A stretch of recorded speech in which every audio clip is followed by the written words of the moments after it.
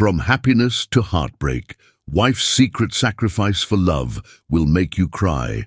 True Love Story, 2024. Welcome to Mr. Peter Stories. Write your name and city in the comments below and make sure to subscribe for more captivating tales. Love you all. Chapter 1. Childhood Sweethearts. An epic tale of love and destiny. The Arizona sun painted the sky in hues of amber and rose as it descended behind the majestic Superstition Mountains, casting long shadows across the prestigious Phoenix Valley Academy's perfectly manicured lawns. It was here, in this haven of privilege and promise, that destiny first wove together the lives of Megan Swister and Kara Schmidt, though neither could have predicted the extraordinary tapestry their love would create. September 1990 marked the beginning of their story, when 7-year-old Megan, with honey-colored curls and eyes that sparkled like desert stars, first stepped into Mrs. Henderson's second-grade classroom. The Swister name carried weight in Arizona's social circles. Her father, Jonathan Swister, had built an empire in sustainable energy, while her mother, Eleanor, was the driving force behind the state's most influential charitable foundations. But young Megan carried none of her family's pretense.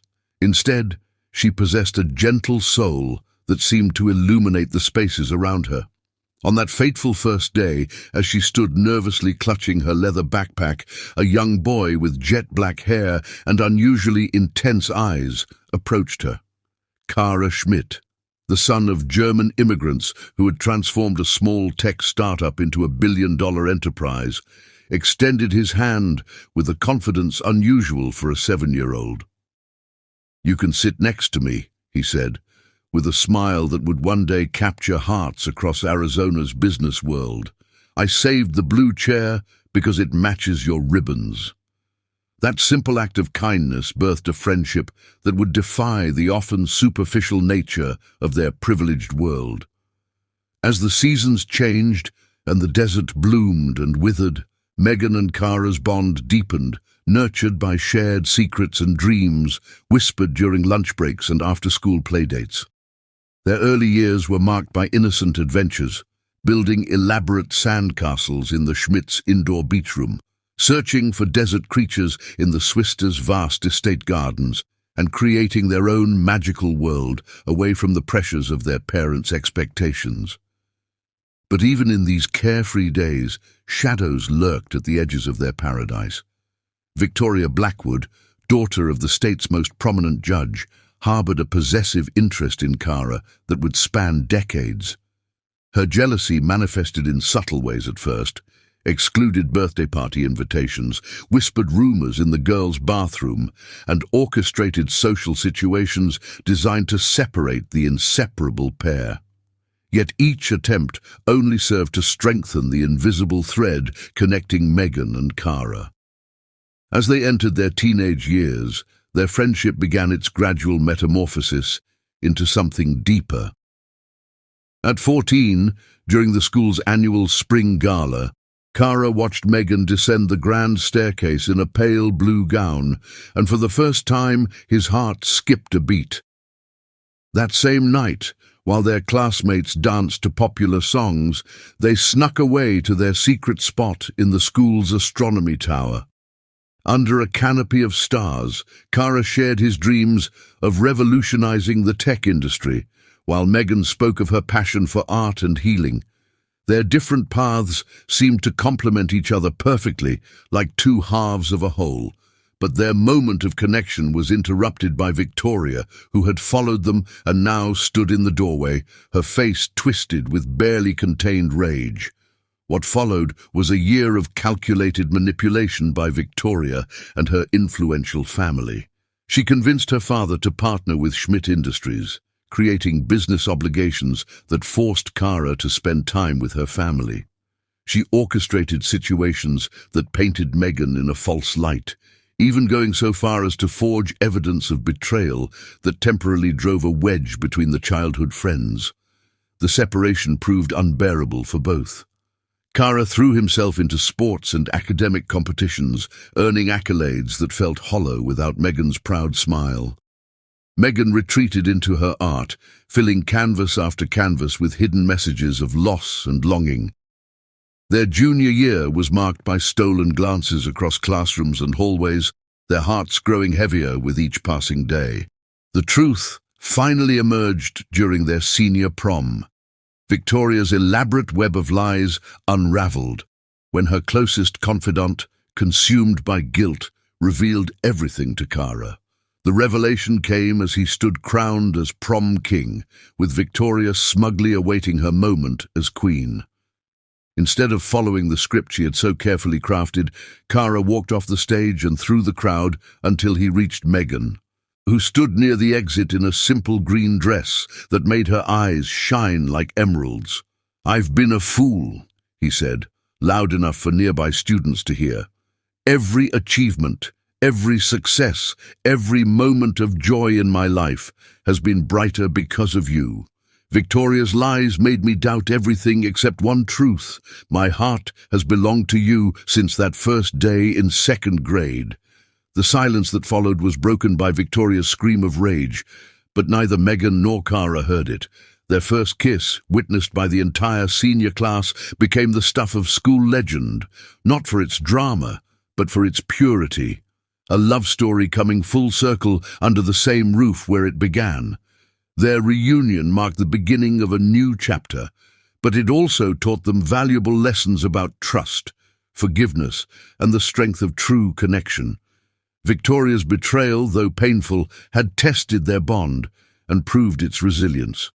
She eventually left Arizona for Europe, but her actions had inadvertently cemented Megan and Kara's relationship. As they graduated and moved on to university, both choosing to attend Stanford to stay together, their love continued to grow.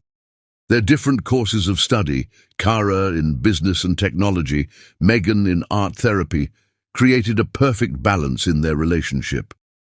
While Kara learned to navigate the corporate world that awaited him, Megan's gentle influence kept him grounded in what truly mattered. Their college years brought new challenges and triumphs. They faced the pressures of their family's expectations, the temptations of new relationships, and the stress of building their own identities. Yet each obstacle only served to strengthen their connection.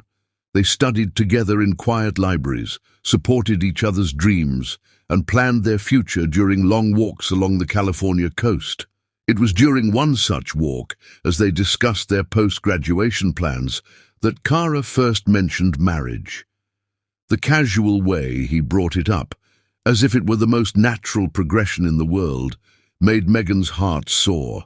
They were only 19, but both knew with absolute certainty that their love story, which began with a blue chair and a kind gesture, would last a lifetime. The whispers started soon after they returned to Arizona for summer break. Their family's social circles buzzed with speculation about an impending engagement, while business publications eagerly anticipated the merger of two of the state's most powerful families. But Megan and Kara remained in their own world, their love unsullied by external expectations or societal pressure. Their story inspired others in their community.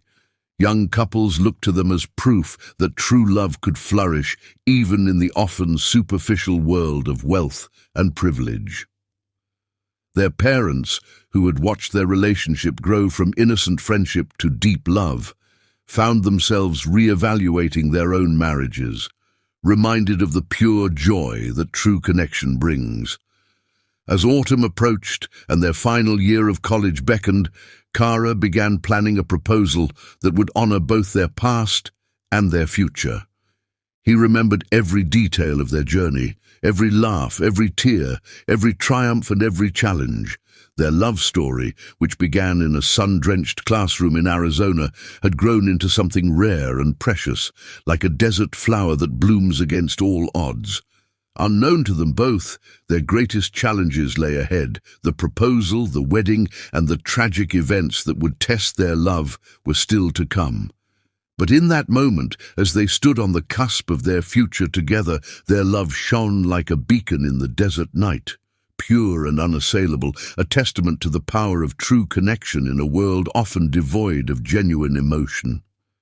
Their story would eventually become legend in Arizona, told and retold in social circles and business meetings, at charity galas and family gatherings.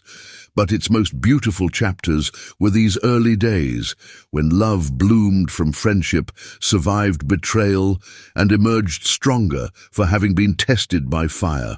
The sun set on their childhood years, painting the sky in the same colors that had witnessed their first meeting. As darkness fell over the desert, their love continued to light the way forward, guiding them toward a destiny that would transform not only their lives, but the lives of all who witnessed their extraordinary journey. In the end, their story would prove that true love, born in innocence and strengthened by adversity, has the power to change the world. Chapter 2. A Love Blossoms, the Evolution of Hearts. Stanford University's sprawling campus buzzed with the energy of ambitious dreams and newfound independence as autumn leaves danced across the quad. For Megan Swister and Kara Schmidt, their college years would prove to be more than just an academic pursuit. They would become the crucible in which their love was tested, strengthened, and transformed into something extraordinary.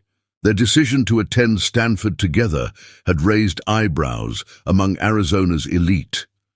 Many whispered that they were too young to tie themselves to childhood sweethearts, that college should be a time of exploration and new connections. The Blackwood family, still smarting from Victoria's humiliation at prom, particularly delighted in spreading rumors about the inevitable failure of young love in the face of collegiate temptations. But Megan and Kara approached their university years with a wisdom beyond their years. They established a delicate balance between togetherness and independence, understanding that their love would grow stronger if they allowed each other space to develop as individuals.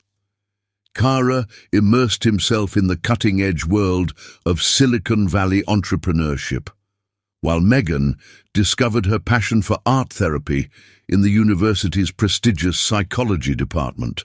Their dormitory arrangements placed them in different buildings, Megan in Florence Moore Hall and Kara in Stern, a separation that initially filled them with anxiety but ultimately proved beneficial. The distance, though minimal, taught them to appreciate their time together more deeply. They established rituals that would become cherished memories. Wednesday night study sessions in Green Library, Sunday brunches at Cooper Cafe, and moonlit walks around Lake Lagunita. During their sophomore year, their relationship faced its first serious test. Alexandra Montenegro, a brilliant computer science major from Brazil, became Kara's project partner in an advanced programming course. Her intelligence, ambition, and exotic beauty caught the attention of everyone in the tech department, and she made no secret of her interest in Kara. For weeks, she orchestrated situations to spend time alone with him, her flirtations becoming increasingly bold. Megan noticed the attention Alexandra lavished on Kara, and for the first time felt the cold grip of insecurity. She saw in Alexandra everything she wasn't. A technical genius who could understand Kara's passion for technology, who moved in the same circles of coding prodigies and future tech titans. The art therapy major suddenly felt inadequate, her creative soul at odds with the logical, data-driven world Kara was entering. One evening, after finding Kara and Alexandra working late in the computer lab, their heads close together over lines of code, Megan fled to the art studio. There, surrounded by half-finished canvases and the comforting smell of oil paints, she poured her fears onto a canvas. The resulting piece, a swirling storm of blues and greys with a single thread of gold running through it, would later win the university's annual art competition and hang in the Stanford Art Museum. Kara found her there at midnight, her hands stained with paint, tears mixing with the colors on her palette. What followed was a conversation that would define their relationship for years to come. Instead of making excuses or dismissing her fears, Kara sat down among the paint tubes and brushes and opened his heart completely. "Do you know why I fell in love with you?" he asked, gently taking her paint-stained hands in his. "It's not despite our differences, it's because of them. Alexandra understands binary code, but you understand the binary code of the soul. When I'm lost in algorithms and data structures, your art reminds me that life is more than ones and zeros. You're not my opposite, Megan. You're my complement." That night marked a turning point in their relationship. Megan began attending some of Kara's tech talks, not to understand every detail, but to share in his passion. In turn, Kara started spending Sunday afternoons in the art studio, his clumsy attempts at painting making Megan laugh even as she admired his willingness to step out of his comfort zone. Their junior year brought new challenges as they moved off campus to a small apartment in Palo Alto. Learning to live together, to navigate the mundane details of shared space and daily routines, added new dimensions to their love. They discovered each other's quirks, Kara's habit of leaving coffee cups everywhere, Megan's tendency to lose track of time while painting. But each small friction point became an opportunity for growth, for learning the art of compromise and consideration. Their academic pursuits began to intertwine in unexpected ways. Kara's final project for his entrepreneurship class was a virtual reality platform designed to help art therapy patients express their emotions in three-dimensional space, an idea inspired by watching Megan work with children at her internship. Megan's thesis on the role of technology in art therapy drew heavily from Kara's understanding of human-computer interaction. News of their successes reached back to Arizona, where their family's social circles watched with growing approval. The young couple was proving that love could coexist with ambition, that romance didn't have to compromise achievement. Even Victoria Blackwood, who had transferred to Oxford University, couldn't help but follow their story through social media, her bitterness slowly giving way to reluctant admiration. During their senior year, as graduation approached, they faced the question that challenges many college couples. What next? Job offers poured in for Kara from Silicon Valley's top companies, while Megan received acceptance letters from prestigious art therapy graduate programs across the country.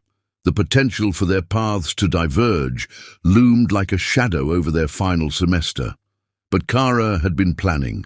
In secret, he had been developing a startup that would revolutionize the intersection of technology and mental health, incorporating art therapy principles into artificial intelligence.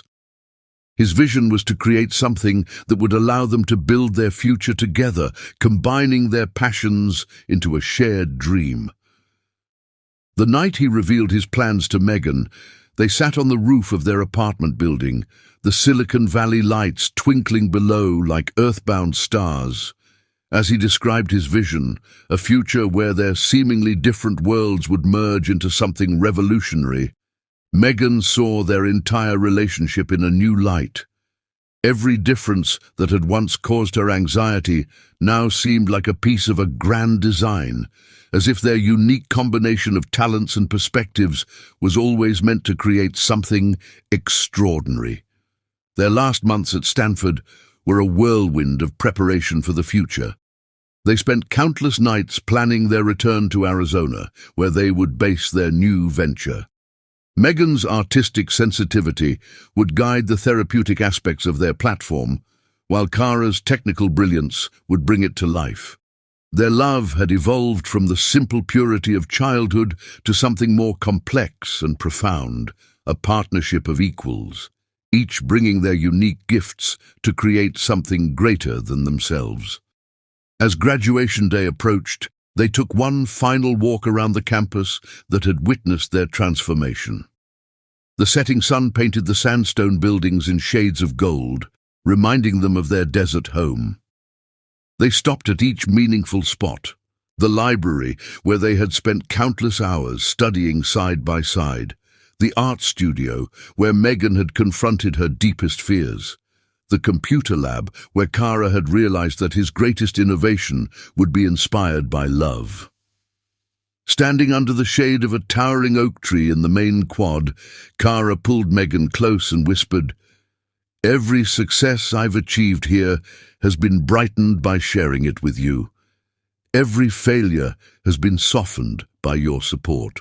We're not just graduating with degrees, we're graduating with a blueprint for a lifetime together." Megan's response was to pull him into a kiss that caught the attention of passing students, reminding everyone of that magical moment at their high school prom. But this time, they weren't teenagers taking a stand against doubt and manipulation. They were adults who had proven that true love doesn't just survive life's challenges. It thrives on them, growing stronger and more beautiful with each obstacle overcome. Their Stanford years had transformed them from high school sweethearts into partners ready to take on the world. Their love had matured like a fine wine, gaining depth and complexity while retaining its essential sweetness. As they prepared to return to Arizona, they carried with them not just diplomas and dreams, but a love story that would inspire generations to come. Little did they know that their greatest challenges and their greatest triumphs still lay ahead. The proposal that would capture the imagination of Arizona society, the wedding that would become legend, and the tragic events that would test their love to its very limits were all yet to come. But in those final moments on Stanford's campus, their love shone with a brilliance that seemed capable of illuminating any darkness that might lie ahead. The chapter of their college years was ending, but their story was far from over. They had learned that love, like education, is a journey of constant growth and discovery. Their time at Stanford had taught them that the greatest achievements come not from individual brilliance, but from the magical combination of complementary souls working in harmony. As they drove back to Arizona, their hearts were full of dreams, their minds brimming with plans, and their love stronger than ever before. Chapter 3. A Proposal to Remember. Love. Written in the stars. The Arizona desert held its breath on that fateful evening in June, as if nature itself knew it was about to witness something extraordinary. Kara Schmidt, now 23 and already making waves in the tech industry, had spent 6 months planning what would become known as the most romantic proposal in Arizona's history.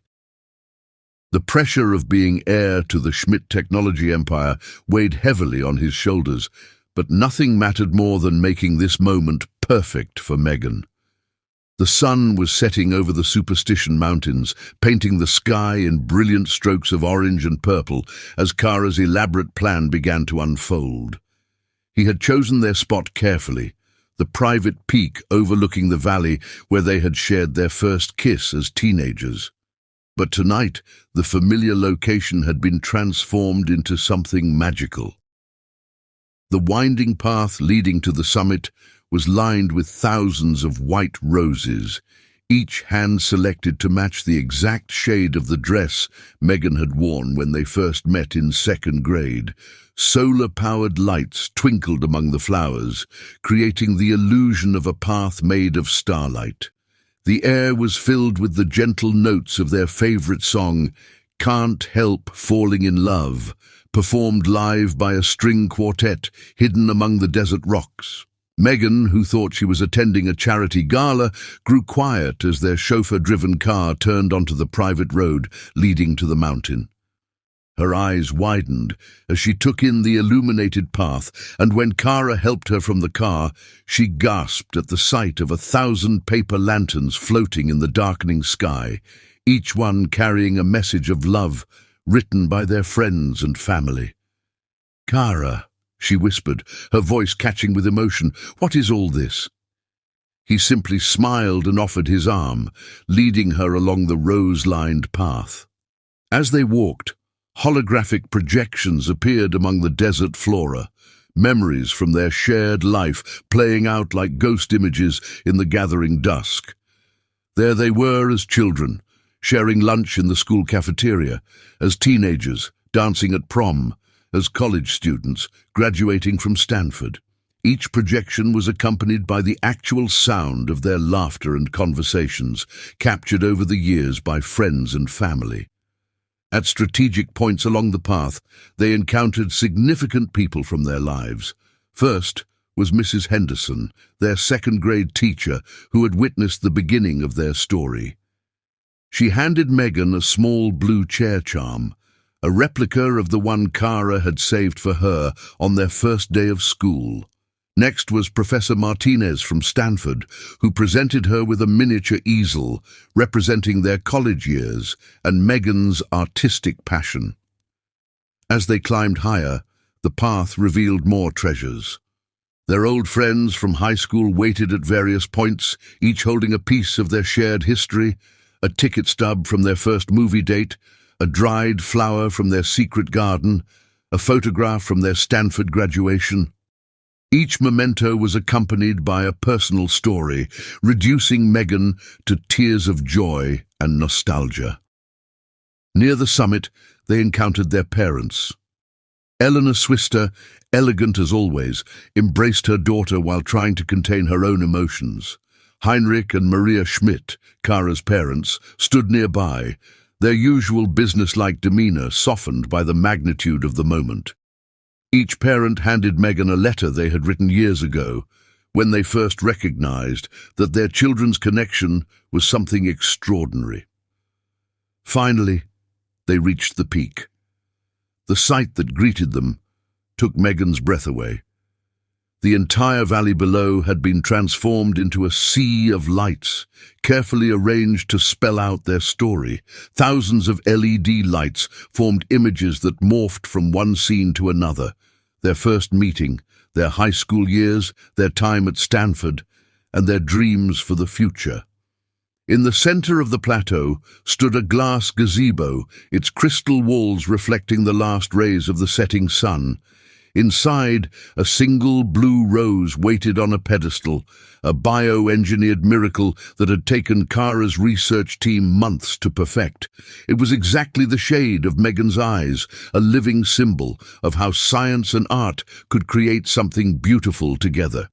As they entered the gazebo, the string quartet's music swelled, and the air filled with the scent of desert flowers. Cara took both of Megan's hands in his, and for a moment, he forgot the carefully prepared speech he had rehearsed for weeks. Looking into her eyes, brimming with tears of joy, he spoke from his heart instead. "Megan," he began, his voice thick with emotion, "from the moment I saved that blue chair for you in second grade, my life has had only one true purpose: to be worthy of your love. You've been my best friend, my inspiration, my partner in every dream and adventure. You bring color to my world of binary code, poetry to my prose, and light to every shadow." He reached into his pocket and withdrew not a ring box, but a small holographic projector. When he activated it, the air around them filled with thousands of tiny points of light, creating a perfect replica of the night sky as it had appeared on the day they first met. In the center of this celestial display floated a single star, brighter than all the others. "I had that star officially named for you," he continued, "but even that feels inadequate. How do you give the sun a star? How do you give an artist a color she hasn't already painted? How do you give your soulmate anything when she's already given you everything?" Cara dropped to one knee, and as he did, the holographic stars rearranged themselves to form the words, "Marry me," against the darkening sky.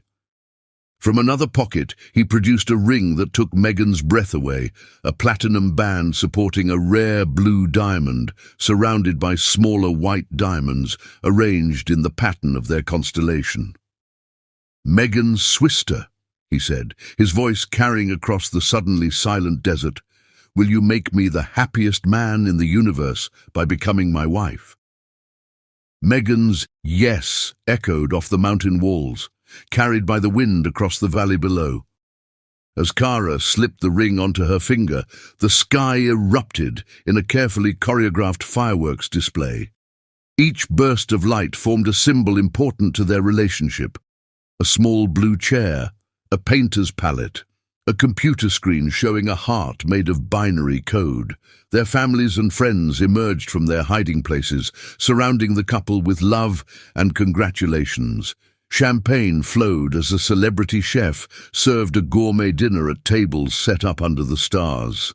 The string quartet played through the night as couples danced on a glass floor installed over the desert sand. Local media, tipped off about the event, captured the celebration from a respectful distance. By morning, their proposal would be front-page news, not just in Arizona, but across the country. It would set a new standard for romantic gestures among the wealthy elite, though many would try and fail to replicate its perfect combination of grandeur and personal meaning.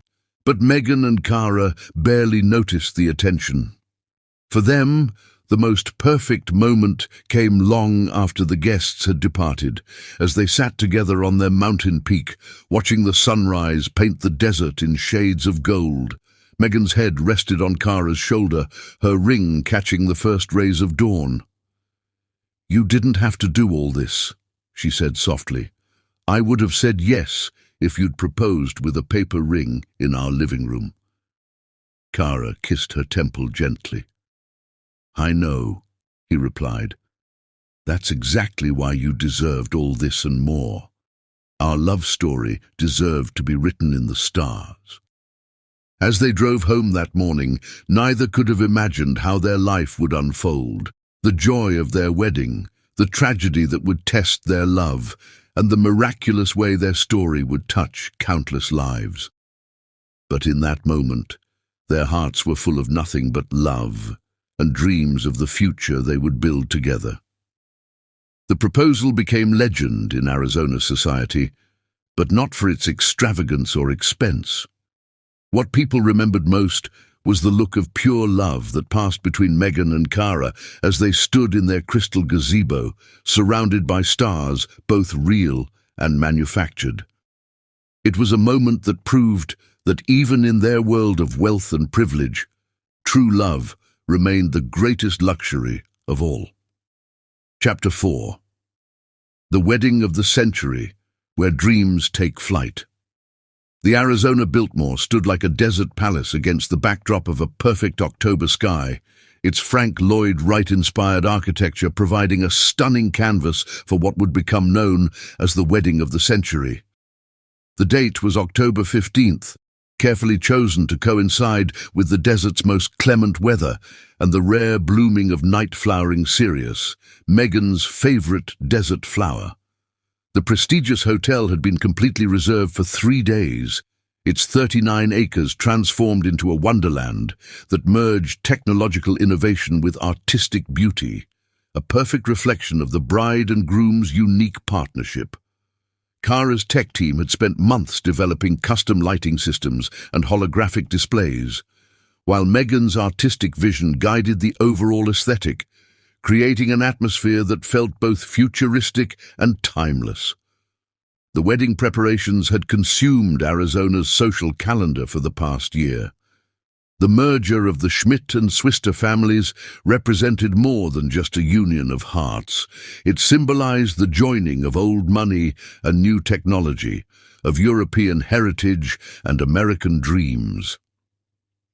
International media clamored for exclusive coverage rights, but the couple remained firm in their decision to keep the ceremony intimate, despite their guest list of 300 of the world's most influential people. Dawn broke on the wedding day with a symphony of colors painting the desert sky. In her preparation suite, Meghan sat before an antique vanity, surrounded by a team of world-renowned stylists. Her wedding dress, a masterpiece created by a collaborative effort between 3 legendary fashion houses, hung nearby like a poem written in silk and stars. The gown featured a unique fabric embedded with microscopic LED threads that could subtly change colors to match the ambient lighting. A perfect marriage of technology and elegance. Meanwhile, in his own suite, Cara reviewed the final preparations on multiple holographic displays, His custom-designed tuxedo, black as desert midnight and lined with the same innovative fabric as Meghan's dress, waited patiently on a bespoke mannequin. Despite the magnitude of the event surrounding them, his thoughts remained fixed on the handwritten vows folded carefully in his pocket. The ceremony was scheduled for sunset, but the celebrations began at noon with a series of curated experiences for the guests. The Biltmore's sprawling grounds had been divided into themed areas representing different chapters of Meghan and Cara's love story. Guests wandered through interactive installations that brought key moments to life: their first meeting in second grade, their high school years, their time at Stanford, and their shared dreams for the future. As the afternoon progressed, guests were treated to performances by a carefully selected array of international artists. A famous cellist played Bach beneath a century-old olive tree, while a modern dance company performed on stages that seemed to float above the hotel's pools. World-renowned chefs prepared dishes that told the story of the couple's relationship through taste and presentation. The ceremony venue itself was a technological and artistic marvel. The Biltmore's Paradise Garden had been transformed into a blend of natural desert beauty and cutting-edge innovation. A canopy of holographic stars twinkled above, programmed to mirror the exact constellation pattern from the night of their engagement. Desert flowers bloomed alongside crystal sculptures that caught and reflected the light in ever-changing patterns.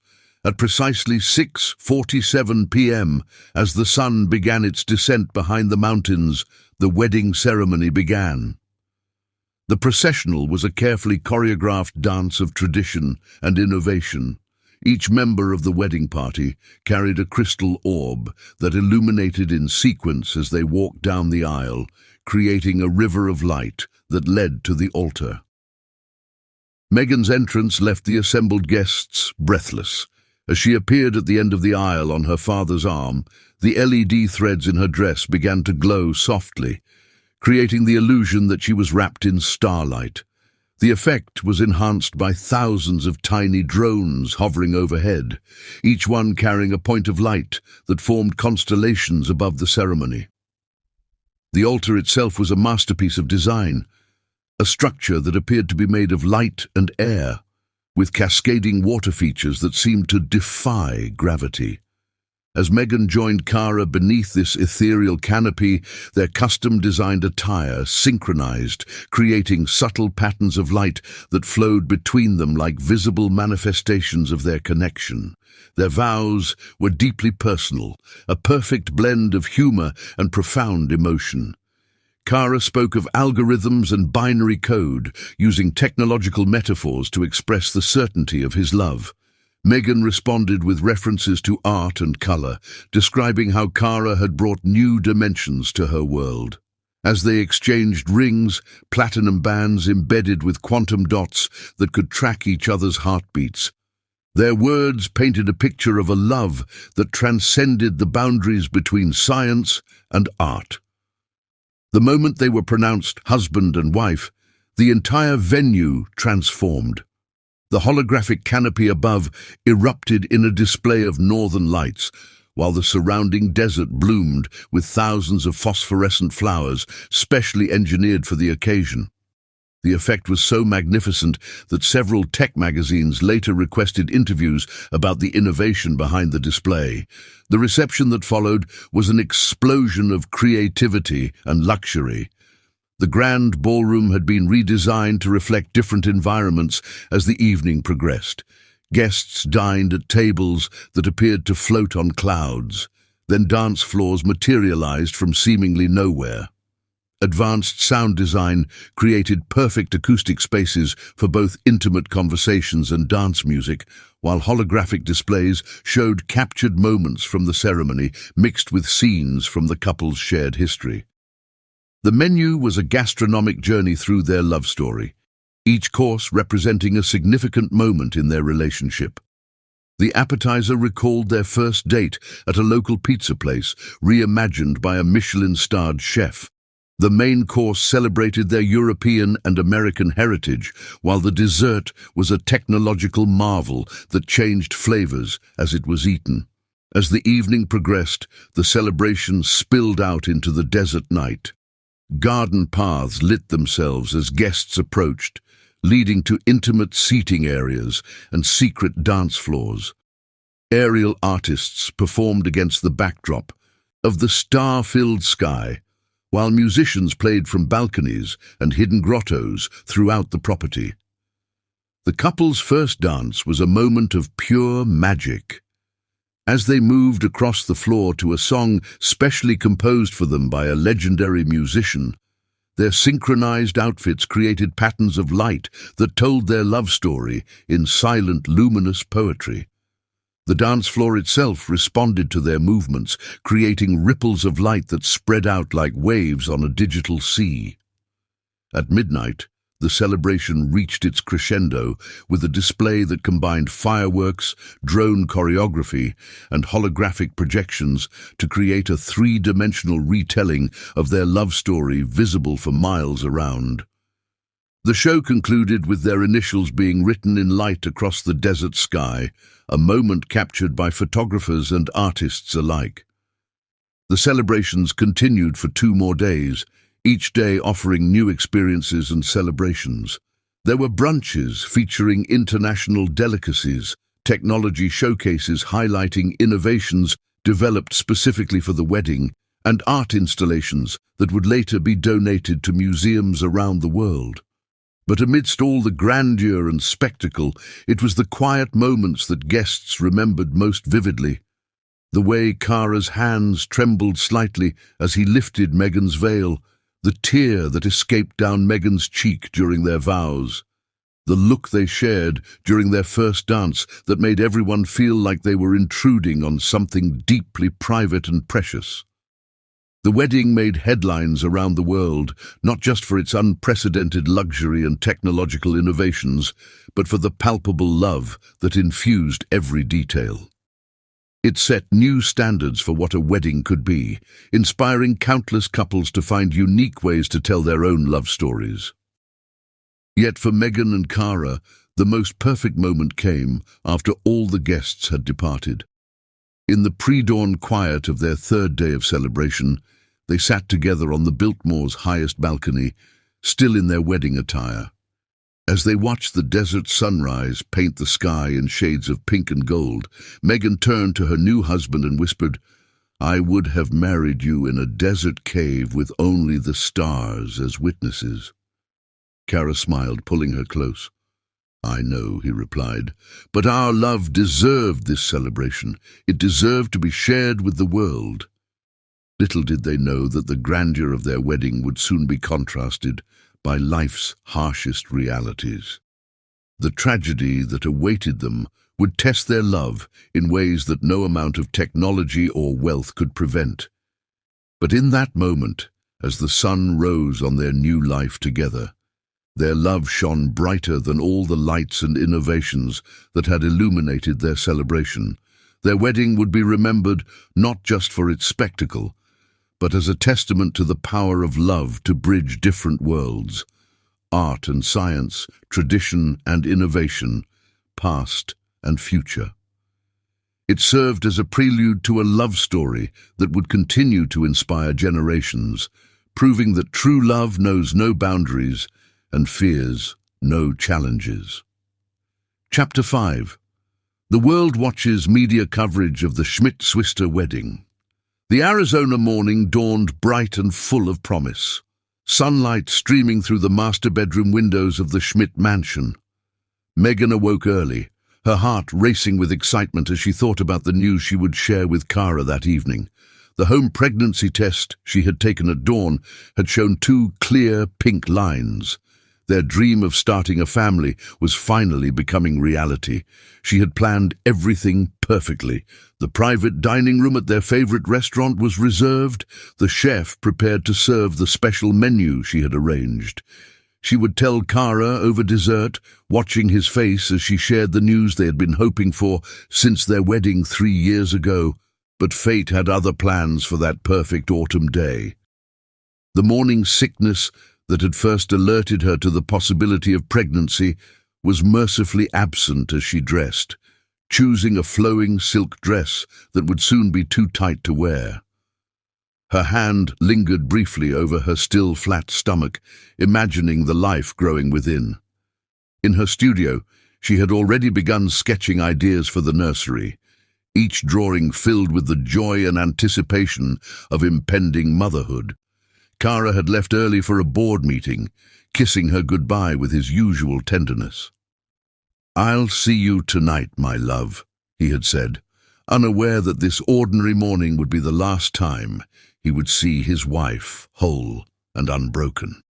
Megan spent the morning in her studio, working on a new series of paintings that seemed to flow from her brush with unusual vibrancy. Later, art critics would note how these last works completed before the accident captured an almost transcendent joy, as if her unspoken happiness had somehow translated itself onto canvas. The accident itself happened with the cruel suddenness that characterizes all life-changing moments. Megan was driving to her favorite boutique to look for the perfect outfit for that evening's dinner. The sun was bright, the desert air clear, her heart full of dreams and possibilities. She was thinking about names, about tiny fingers and toes, about Kara's smile when he would hear the news. She never saw the truck that ran the red light. The impact came from the passenger side, sending her car spinning across the intersection like a toy. Time seemed to slow as the world turned sideways, then upside down, then sideways again. The sound of crushing metal and breaking glass filled her ears, drowning out the music that had been playing on the radio, a lullaby she had hoped to sing to their child. The first responders found her unconscious, her hand still protectively curved over her abdomen even in unconsciousness. The silk dress was stained with blood, the car a twisted wreck of metal and shattered dreams. They worked quickly, efficiently, unaware that they were trying to save not just one life, but two. Kara was in the middle of his presentation when the call came.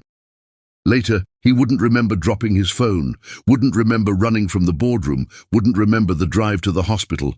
His entire world had condensed to a single point: Megan, their love, their future, all hanging by the fragile thread of emergency surgery. The hospital waiting room became his purgatory. Hours stretched like years as surgeons worked to save his wife. Friends and family arrived, offering comfort he couldn't feel, support he couldn't acknowledge. His entire being was focused on the double doors leading to the operating theatre, willing them to open with good news. When Dr. Sarah Chen finally emerged, her face held the gravity of someone about to change lives forever. The surgery had been successful in saving Megan's life, but the internal damage was catastrophic. The words, "She'll never be able to carry a child," fell like stones in the quiet room, each one striking Kara's heart with devastating force. But it was the second part of the news that nearly broke him. She had been pregnant.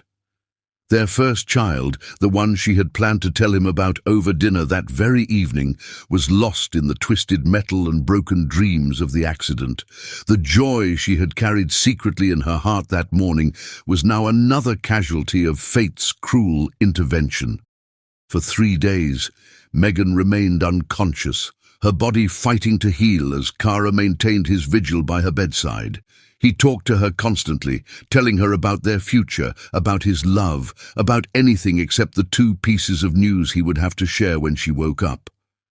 The hospital staff moved quietly around him, their hearts heavy with the weight of what was to come. When Megan finally opened her eyes, the first thing she saw was Kara's face, lined with worry and sleepless nights. For a brief moment, before memory returned, she smiled, the same smile that had captured his heart all those years ago. Then awareness crept in, bringing with it the pain of her injuries and the haunting question about the life she had carried within her. The moment she asked about the baby was etched into Kara's memory forever. The hope in her eyes, quickly followed by devastation as he shook his head, unable to speak through his tears.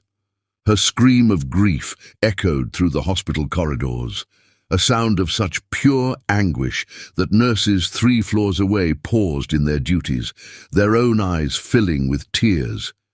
The days that followed were a blur of medical procedures, pain management, and crushing grief.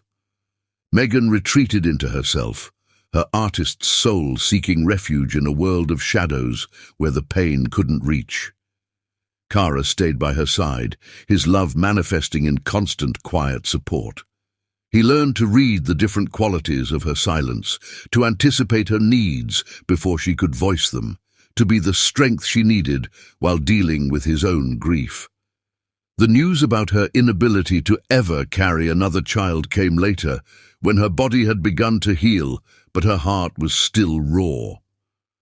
Dr. Chen explained the extent of the internal damage, her professional demeanor softening with genuine sympathy as she outlined what this meant for their future.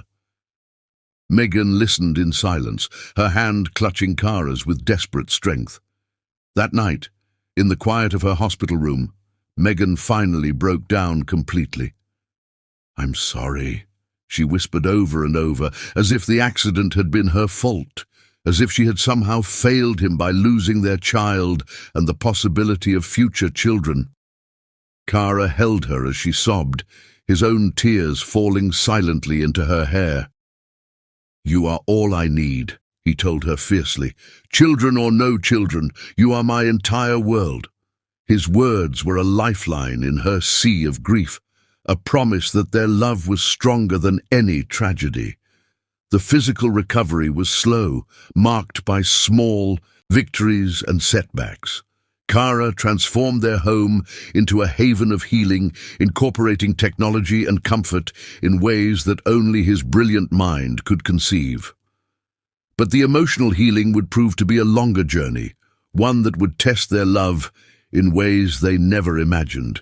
Yet even in those darkest moments, when grief threatened to overwhelm them, their love remained a constant source of light. It would take time for them to learn new ways of dreaming, new ways of building a future different from the one they had planned. But together they would discover that love's greatest test often reveals its greatest strength. Little did they know that fate, having dealt them this cruel blow, was not finished with their story. In the years to come, their journey would take unexpected turns, leading them to a different kind of joy, a different way of creating family, a different path to fulfillment. But for now, in that hospital room, they held each other and faced their new reality the only way they knew how, together, with love as their guide and strength. Chapter 6. Chapter 6. Love's True Test, Beyond Loss and Pain. The sterile hospital walls seemed to close in around Megan as consciousness slowly returned, the harsh fluorescent lights piercing through her fluttering eyelids. The steady beeping of monitors provided a cruel rhythm to the moment that would forever divide her life into before and after.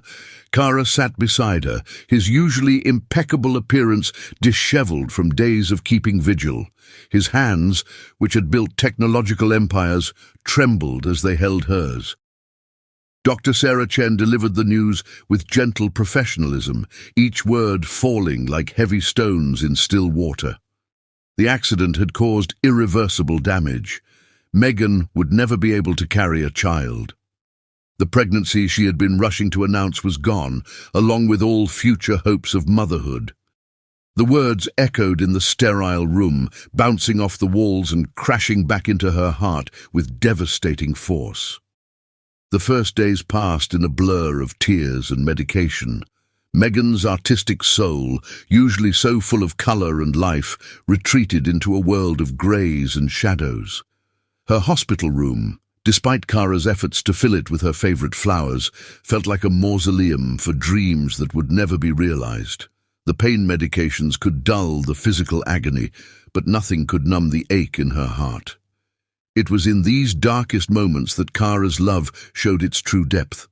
He postponed major business deals, delegated his responsibilities, and devoted himself entirely to Megan's recovery.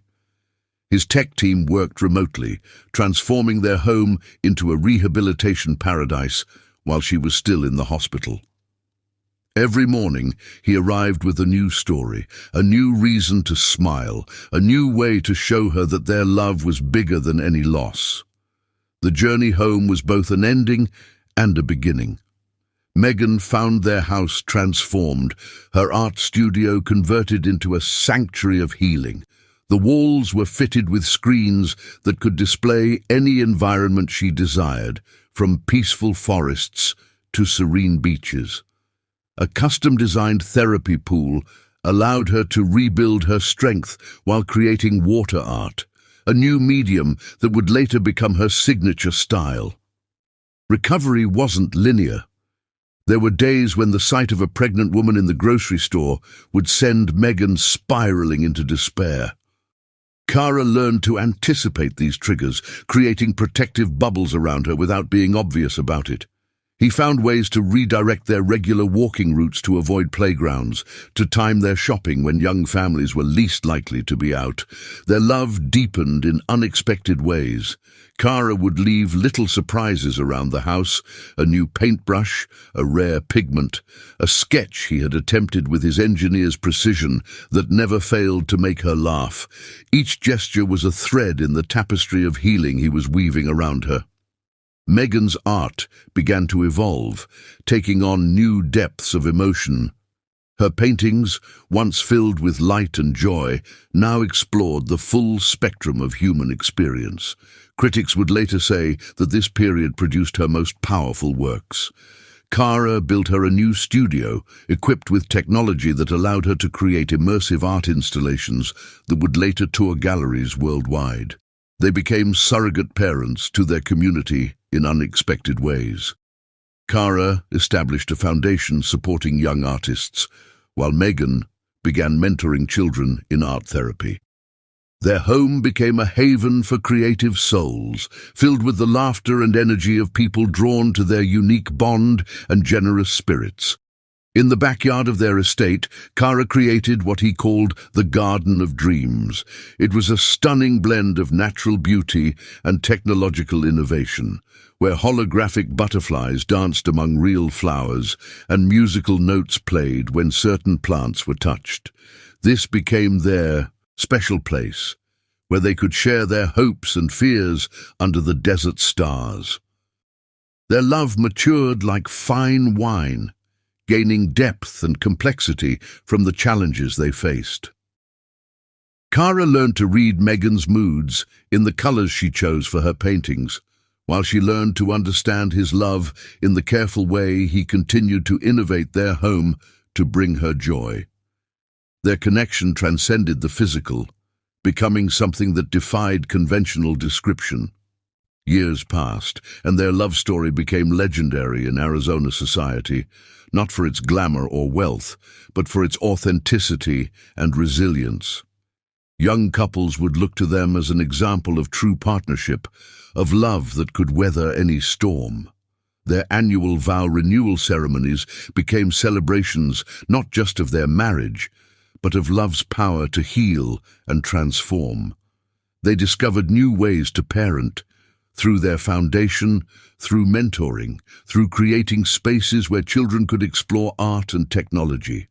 Their inability to have biological children led them to touch countless young lives in ways they never could have imagined. Their love multiplied and spread, touching lives far beyond their immediate circle. Each morning they chose each other anew. Kara would bring Megan coffee in her studio, pausing to watch her work with pride and wonder. She would leave him notes in binary code, having learned it just to make him smile. Their love was no longer just about grand gestures or passionate declarations. It was about the quiet choice to face each day together, to find beauty in their shared journey. Their story became a beacon of hope for others facing similar struggles. Megan began speaking at support groups, sharing how love had carried her through the darkest times. Kara's technological innovations in rehabilitation and therapy helped countless others recover from trauma. Together, They proved that sometimes life's greatest tragedies can lead to unexpected blessings. Time passed, and their love continued to evolve.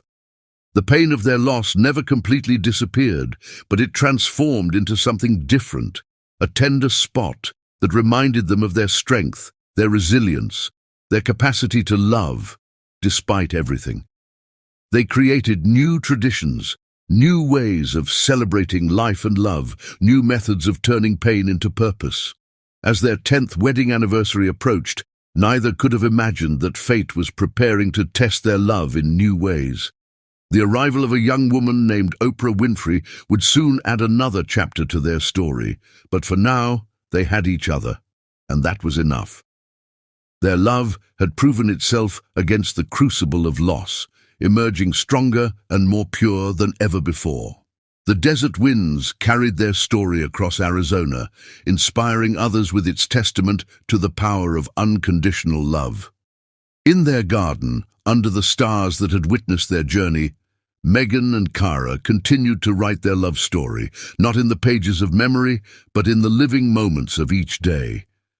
Their love had become a force of nature, as steady as the desert sun and as deep as the night sky above Arizona. Chapter 7. Enter Oprah Winfrey. The Arizona sun beat down mercilessly on the crowded university campus as Oprah Winfrey made her way through the throng of students. At 21, she carried herself with a quiet dignity that belied her circumstances. Her recent arrival from Africa had brought her to this prestigious institution on a partial scholarship, her dreams as vast as the desert sky above her. Yet behind her carefully maintained composure lay a burden that grew heavier with each passing day. In her small apartment off campus, Oprah would often sit by the window, watching the sunset paint the sky in colors that reminded her of home. Her laptop displayed her mother's latest medical bills, a staggering $25,000 that seemed to mock her meager savings.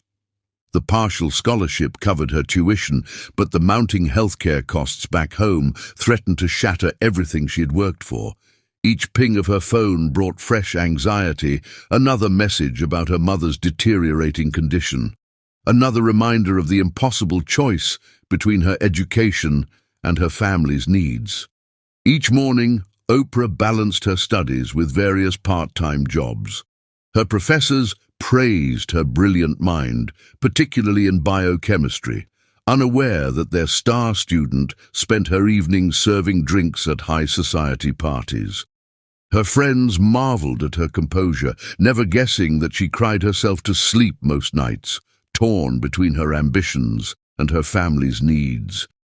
She had mastered the art of wearing a brave face, of smiling through exhaustion, of keeping her dreams alive one day at a time. The elite lounge at the Grand Phoenix Hotel buzzed with the usual weekend crowd of Arizona's wealthy and powerful. Oprah moved efficiently between tables, her tray balanced with practiced precision. She had learned to make herself nearly invisible to the patrons, a skill that helped her earn better tips. But on this particular night, invisibility would prove impossible. It happened in an instant, a moment that would alter the course of multiple lives. The tray of crystal glasses slipped, creating a symphony of shattering glass that seemed to freeze time itself. The manager's angry voice cut through the sudden silence, his words sharp and humiliating. Oprah felt her carefully constructed facade crumbling as tears threatened to fall. In that moment of vulnerability, fate intervened in the form of Megan Schmidt. Megan's hand on her shoulder came like a touch of grace. The well-known socialite's presence silenced the manager instantly, but it was the genuine concern in her eyes that broke through Oprah's defenses. In the private alcove where Megan led her, Oprah found herself sharing her story. Her mother's illness, the mounting bills, her desperate struggle to maintain her scholarship while earning enough to help her family. Megan listened with an intensity that spoke of more than mere sympathy. The invitation to the Schmidt estate came the next day. Oprah assumed it was for a job interview, perhaps as a house helper or private server. The mansion's grandeur intimidated her, but Meghan's warm welcome put her at ease. What followed was a conversation that would challenge everything Oprah thought she knew about right and wrong, about love and sacrifice. Meghan's words seemed surreal as she explained her inability to bear children and her desperate desire for a family. The proposal was unprecedented, not surrogacy, but a natural conception with her husband. The offered sum of $30,000 would more than cover her mother's medical expenses. The clinical way Meghan presented it almost masked the emotional weight of what she was asking. For 2 weeks, Oprah wrestled with the decision. Her mother's condition was deteriorating, and traditional banks had already denied her loan applications. Yet the moral implications of what was being proposed kept her awake at night. She sought guidance from her heart, from her faith, from the memory of her father, who had always taught her to maintain her dignity. In the end, it was her mother's latest medical report that tipped the scales. The contract was simple, the terms clear. She would travel to Switzerland with Kara Schmidt, away from prying eyes and gossiping tongues. The weeks leading up to the trip were a blur of preparations. Meghan handled everything with meticulous care: flight arrangements, accommodations, medical checks. Her efficiency almost masked the pain in her eyes whenever certain details were discussed. Despite the unusual circumstances, Oprah found herself drawn to Meghan's gentle spirit. They shared long conversations about art, dreams, and the weight of family expectations. In another life, they might have been friends without the shadow of their arrangement between them. The morning of departure brought a strange mixture of emotions. Meghan's goodbye to Kara at the private airstrip seemed charged with unspoken words. Oprah watched their embrace, feeling like an intruder in an intimate moment. The private jet carried them away from the Arizona desert toward the Swiss Alps and an uncertain future. Kara maintained a professional distance, burying himself in work during the flight. Oprah watched the clouds pass beneath them, wondering if the price of her mother's life would be her own peace of mind. In their luxury suite in Switzerland, reality began to sink in. Separate rooms maintained the illusion of propriety, but Oprah felt the weight of her role, the other woman, albeit with permission. The crisp mountain air and stunning views did little to calm her troubled spirit. Neither she nor Kara could have predicted how their time in Switzerland would transform them both. The artificial nature of their arrangement began to crack under the weight of genuine conversations and shared moments of vulnerability. When the pregnancy test showed positive, it wasn't just one life that began growing. It was complications, emotions, and attachments that none of them had fully anticipated. The discovery of twins only added to the complexity of their situation. As her body changed, a new life grew within her. Oprah's perspective began to shift. The clinical arrangement started feeling increasingly personal. The babies moving inside her were no longer just a means to an end. They were becoming part of her. Unknown to both Oprah and Kara, back in Arizona, Meghan was fighting her own battle. Her secret struggle with terminal cancer was entering its final stages, even as new life was being created thousands of miles away. What had begun as a business transaction had evolved into something far more complicated. The lines between duty and desire, between right and wrong, between love and obligation, began to blur. As the Swiss winter turned to spring, and spring promised summer, the approaching birth brought with it questions none of them were prepared to answer. The simple arrangement had grown into a complex tapestry of emotions, responsibilities, and unexpected attachments that would test them all in ways they never imagined. In the quiet moments between medical checkups and prenatal care, Oprah would stand on their suite's balcony, looking out over the alpine landscape, wondering how a journey that began with a broken heart and shattered glasses could end with something so profound and life-changing. Chapter 8. A difficult decision. Hearts in turmoil. Dawn broke over the Swiss Alps, painting the snow-capped peaks in shades of rose and gold. But inside the luxurious suite of the Grand Hotel Bellevue, a storm of emotions raged.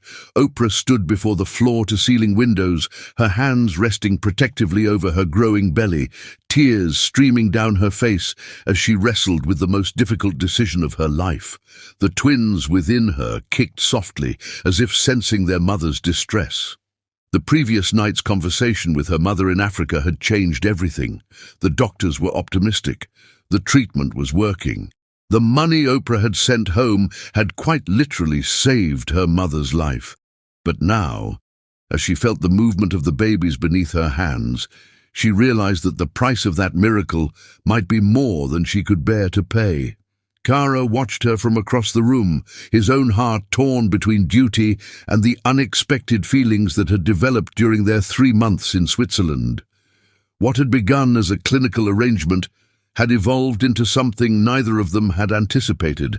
He had watched Oprah sing to the babies in her native tongue, had seen her face light up at each ultrasound, had witnessed the fierce love growing in her eyes with each passing day. "I can't do it," Oprah whispered, her voice breaking the heavy silence. "I thought I could. I thought it was just a transaction, just 9 months, just—" Her voice cracked as fresh tears fell. "But they're mine. They're part of me. Every kick, every movement, every heartbeat. They're my children." Kara stepped forward, then stopped, maintaining the careful distance they had established. But his own eyes betrayed the conflict raging within him. He had fallen in love, not with Oprah, but with the idea of fatherhood, with the twins she carried, with the family they could be. Yet his wedding ring felt heavy on his finger, a constant reminder of Megan waiting at home, of promises made, and a love that had weathered the storm of infertility. Their time in Switzerland had been a strange dance of propriety and intimacy. They took meals together, attended doctor's appointments, shared the joy of each milestone in the pregnancy. But they never crossed the invisible line that separated their arrangement from something more personal. Each night, they retreated to their separate rooms, each haunted by the growing weight of their choices. The hotel suite had become a bubble, sheltering them from the outside world and its judgments. Here, they could pretend that their situation was normal, that the complications of their arrangement didn't exist, but reality had a way of intruding, like the daily video calls from Megan, her face glowing with excitement about the nursery she was preparing back home. "I dream about them," Oprah continued, pressing her forehead against the cool glass. "Not just while I'm sleeping, but during the day too. I imagine their first steps, their first words, their first day of school. In every dream, they're with me. How can I give them away? How can any mother give away her children?" The words hung in the air between them, heavy with implication. Kara thought of Megan, of her years of suffering after the accident, of her desperate desire for motherhood. He thought of the way her eyes lit up when they discussed the twins, the love she already felt for children she had never met. The weight of responsibility pressed down on him like a physical force. Outside, snow began to fall, each flake a crystalline tear matching those on Oprah's cheeks. The pristine whiteness seemed to mock the complexity of their situation, the shades of grey that colored every decision, every emotion, every possibility. "My mother," Oprah said suddenly, turning to face Kara, "she told me last night that she's getting better. The treatment is working. She said ... A sob caught in her throat. "She said she would rather die than have me live with the pain of giving away my children. She said no amount of money is worth the peace of my soul this would cost." Kara sank into a chair, his head in his hands. The contract they had all signed now seemed like a cruel joke. How could anyone put a price on this? How could they have thought they could regulate emotions, could control the natural bonds between mother and child? The twins chose that moment to become particularly active, and Oprah gasped. her hands moving to different spots on her belly. Without thinking, Kara crossed the room, his hand reaching out before he caught himself. Oprah saw his hesitation and, in a moment of raw honesty, took his hand and placed it where the babies were kicking. The contact broke something in both of them. Tears spilled from Kara's eyes as he felt his children moving beneath his touch. In that moment, the complexity of their situation crashed over them like a tidal wave. These were his children too, created not in love, but growing in it, nurtured by a woman who had entered their lives as a stranger but would forever be connected to them in the most profound way. "What do we do?" Oprah whispered, her voice small against the vastness of their dilemma. "How do we make this right?" The question echoed in the room, unanswerable in its enormity. Kara thought of Megan again, of her excitement, her plans, her dreams. He thought of the nursery she was preparing, of the love she had to give, but he also thought of Oprah, of her strength, her dignity, her growing maternal bond with the twins. Days passed in a haze of tears and tension. Oprah retreated into herself, spending hours sitting in the nursery that had been prepared in their suite, running her hands over tiny clothes and imagining the babies who would wear them. Kara buried himself in work during the day, but at night he would sit in his room looking at ultrasound pictures and wondering how something that had seemed so straightforward had become so impossibly complicated. Their meals together became silent affairs, the weight of unspoken words making it difficult to swallow. The normally bustling hotel suite felt like a mausoleum, housing the death of their simple arrangement and the birth of something far more complex and painful. One evening, as the sun set behind the mountains, casting long shadows across their shared living space, Oprah finally broke their unspoken agreement not to discuss the future. "They deserve to be loved," she said softly, her hands protectively cradling her belly. "They deserve to have everything, every opportunity, every advantage. With you and Megan, they would have that. With me—" Her voice broke. "With me, they would have love. But what else could I give them?" Kara looked at her, seeing not the young student they had contracted with, but a mother grappling with an impossible choice. "Love is everything," he said quietly. "It's what Megan and I have been trying to create, what we've been searching for. These babies would be loved either way. That's the tragedy and the blessing of this situation." As if responding to their parents' voices, the twins began to move again. Oprah closed her eyes, tears slipping down her cheeks as she memorized the sensation, knowing that whatever decision she made, these moments were precious and fleeting. The next morning, Oprah woke early and made her way to the hotel's private garden. The dawn light was just beginning to touch the mountains as she sat on a bench, her hand absently rubbing her growing belly. The peace of the morning stood in stark contrast to the turmoil in her heart.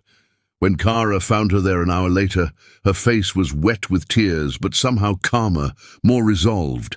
She looked up at him, her eyes clear despite the tears. "I need to talk to Megan," she said quietly. "Not through a video call, not through you. I need to see her, to talk to her face to face. These babies—" She took a deep breath. "These babies deserve to have all of their parents figure out what's best for them. Together." Kara nodded, understanding the wisdom in her words. Within hours, arrangements were made for Megan to fly to Switzerland. As they waited for her arrival, both Kara and Oprah knew that whatever decision was made, nothing would ever be simple again.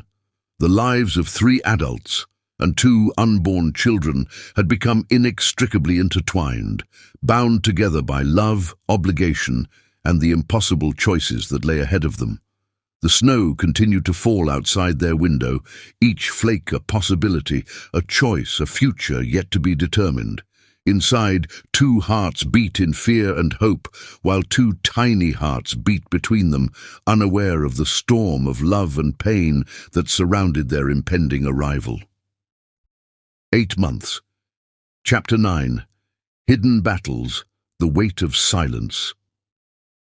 The morning light filtered through the gauzy curtains of Megan's private study in the Arizona mansion, casting soft shadows on her pale face as she read the latest medical report.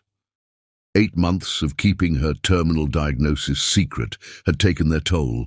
Her once vibrant green eyes were shadowed with fatigue, her artist's hands trembling slightly as she placed the papers back in their envelope. Stage 4, pancreatic cancer. The words seemed to mock her from the doctor's careful handwriting. Dr. Matthews had warned her that keeping this from Kara was inadvisable, but Megan knew her husband. The moment he learned of her condition, he would abandon everything, the Switzerland arrangement, the chance for children, their future, to be by her side. She couldn't let that happen, not when they were so close to having the family they had always dreamed of. The daily video calls with Kara had become an exquisite form of torture. Each conversation required her to maintain a facade of excitement and health while the cancer ravaged her body. She had become an expert at applying makeup to hide her pallor, at positioning the camera to conceal her weight loss, at timing her calls for when the painkillers were at their most effective. In her art studio, canvases stood as silent witnesses to her struggle. Her latest works had taken on a different character, darker, more intense, filled with hidden messages she couldn't speak aloud. Critics praised the evolution of her style, unaware that each painting was a letter to her unborn children, a piece of herself she was leaving behind. The house staff had been sworn to secrecy, their loyalty to Megan outweighing their discomfort with the deception. Maria, their longtime housekeeper, would often find Megan doubled over in pain in the early morning hours, stubborn tears streaming down her face as she refused to let the agony overcome her.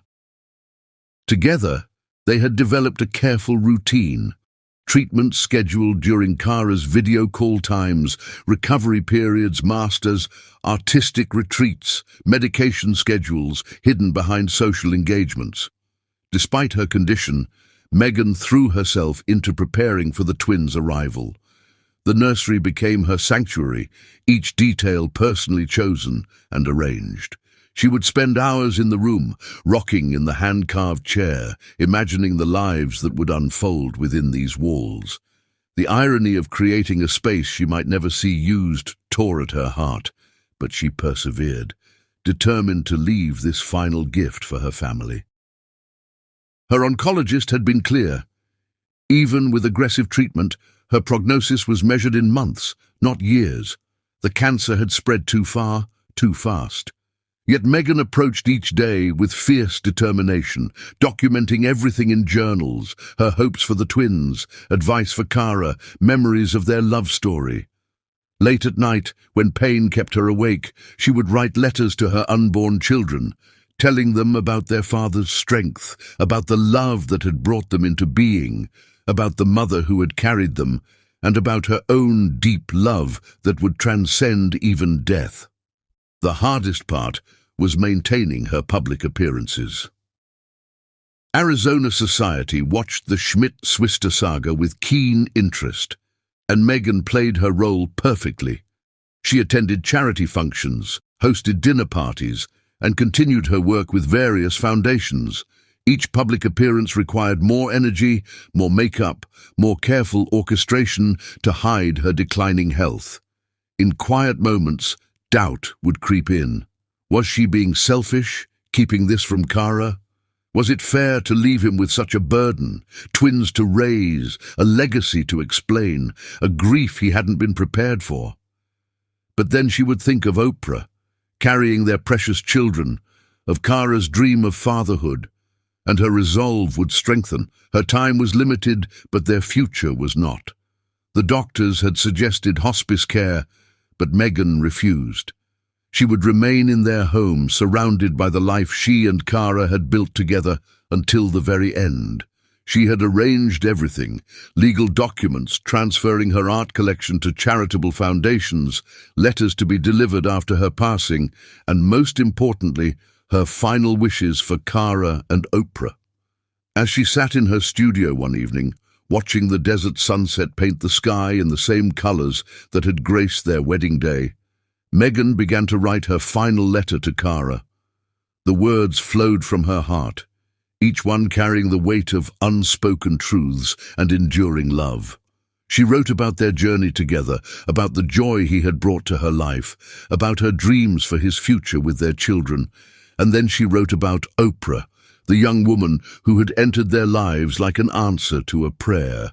Megan had seen something in Oprah that went beyond their arrangement, a strength and grace that matched Cara's own. In her final gift of love, she would give them both permission to find happiness together, to create the family their children deserved. The pain was getting worse, harder to hide. Each video call became a masterclass in acting, every smile a testament to her determination to protect those she loved from the truth, until the last possible moment. She knew time was running out, could feel it in the increasing weakness of her body, in the growing urgency of her doctor's concerned looks. Yet even as her physical strength waned, Megan's spirit remained undiminished. She channeled her remaining energy into finishing the nursery, into completing her letters, into ensuring that every detail of her plan was perfect. She would not leave chaos in her wake. Instead, she would leave a path forward for those she loved most. In her final days, as she felt her grip on life beginning to slip, Megan found a strange peace in her decisions. She had lived a life full of love, had known the kind of partnership most people only dreamed of, and now she would ensure that her legacy lived on in the family she had helped create. The last video call she had with Cara and Oprah, watching them together in Switzerland, had confirmed everything she had hoped for. She could see the potential there, not just for co-parenting, but for a genuine family. Her children would have not just one mother's love, but two, and a father whose capacity for love had no bounds. As she sealed her final letter, Megan looked out over the desert landscape she had grown to love. The sun was setting, painting the sky in brilliant hues of orange and purple, much like the day she had first met Cara. A lifetime of love had passed between then and now, and though her time was ending, the love story she had helped write would continue in ways she had carefully orchestrated.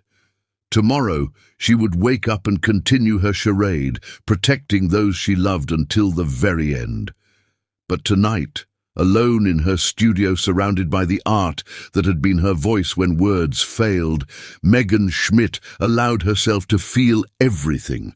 The pain of leaving, the joy of knowing her children would be loved, the peace of knowing she had lived her life fully and loved completely. The desert wind whispered through the open window, carrying with it the scent of night-blooming jasmine. Megan closed her eyes, a small smile playing on her lips. She had fought her battle in silence, carried her burden alone, but she had done so with love as her guide and purpose as her strength. In the end, that was all that mattered. Chapter 10. The Final Letter, A Love Beyond. The bedroom lay in shadow as Cara walked through the door of their Arizona mansion, his heart light with the anticipation of sharing the news with Megan. The twins were healthy, growing strong within Oprah, and he couldn't wait to tell his wife about their latest ultrasound. The house was unusually quiet, the silence heavy with an unseen weight that he would soon understand. His footsteps echoed through the empty hallways as he called out for Megan. No response came. A strange feeling began to creep into his chest as he noticed the stillness. Not the peaceful quiet of a sleeping house, but the hollow silence of absence. On their bed lay a cream-colored envelope, his name written in Megan's distinctive artistic hand. With trembling fingers, he opened the letter, and his world shattered. My dearest Cara, by the time you read these words, I will have joined the stars we used to count together on our midnight walks. I'm sorry, my love, for keeping this from you, but I couldn't bear to see our dreams die alongside me. The cancer gave me no choice about leaving you, but it did give me time to ensure that you would never walk alone. 8 months ago, when the doctors told me I had stage 4 pancreatic cancer, I made a choice. I chose to give you the greatest gift I could. Not just the children we dreamed of, but a future filled with love and family. Every decision since then, every moment of silence, every hidden tear was born from my love for you and our unborn children. I know you're angry right now. I know you're hurt that I didn't tell you, that I didn't give you the chance to be there for me through this battle. But my darling, you've been there for me every day since we were children. You've given me a lifetime of love that most people only dream of. It was my turn to be strong for you, to ensure that our love story didn't end with my last breath. Do you remember the day we met? That blue chair you saved for me in second grade? I've spent these last months thinking about all the ways you've saved spaces in your life for me, all the ways you've made room for our love to grow. Now I'm asking you to save space for something new, a different kind of love, a different kind of family, but one that carries the essence of what we built together. Oprah came into our lives like an answer to a prayer I hadn't dared to speak. I've watched her through our video calls, seen the way she sings to our babies, noticed how her eyes light up when she talks about their future. She has the same capacity for love that drew me to you all those years ago.